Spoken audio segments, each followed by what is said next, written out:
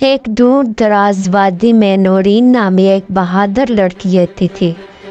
गांव वाले उसे शेर दिल लड़की कहते थे। वो तीरंदाजी, तलवारबाजी और घोड़ा दौड़ाना जानती थी।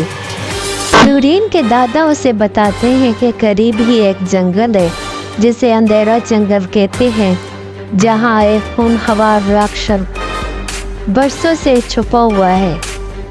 गांव के 3 बच्चे खेलते खेलते उस जंगल में चले जाते हैं और वापस नहीं आते। गांव में खौफ फैल जाता है। नूरीन कहती है, अगर कोई नहीं जाएगा तो मैं जाऊंगी। वो तलवार, कमान और मिशर लेकर निकल पड़ती है।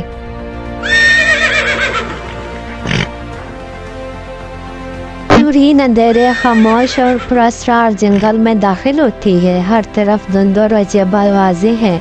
जंगल में नूरीन एक बुजुर्ग औरत से मिलती है जो उसे जादुई शीशा देती है और कहती है, सच की रोशनी राक्षस की कमजोरी है। एक अजीब परछाई नूरीन पर हमला करती है, मगर वो तेजी से तीर चलाकर दुश्मन को भगाती है। नूरीन को एक गार मिलती है जहां बच्चों के जूते और आवाजें सुनाई देती हैं, मगर दरवाज़ा बंद है।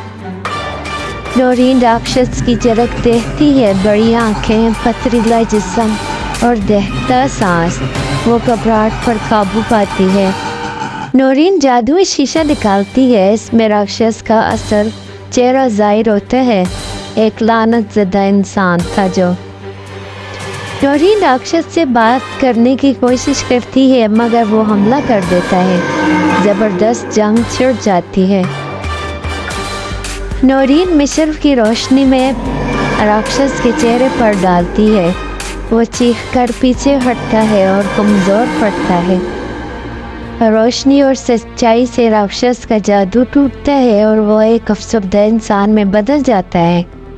हार का दरवाज़ा खुद ब खुद खुल जाता है। नूरीन बच्चों को बाहर निकालती है। सब उसे हीरो समझते हैं। नूरीन गांव वापस आती है। सब इसका इस्तकबाल करते हैं। वो सबको कहती है, हिम्मत सिर्फ जंग जीतने का नाम नहीं, बल्कि सच का साथ देने का नाम है।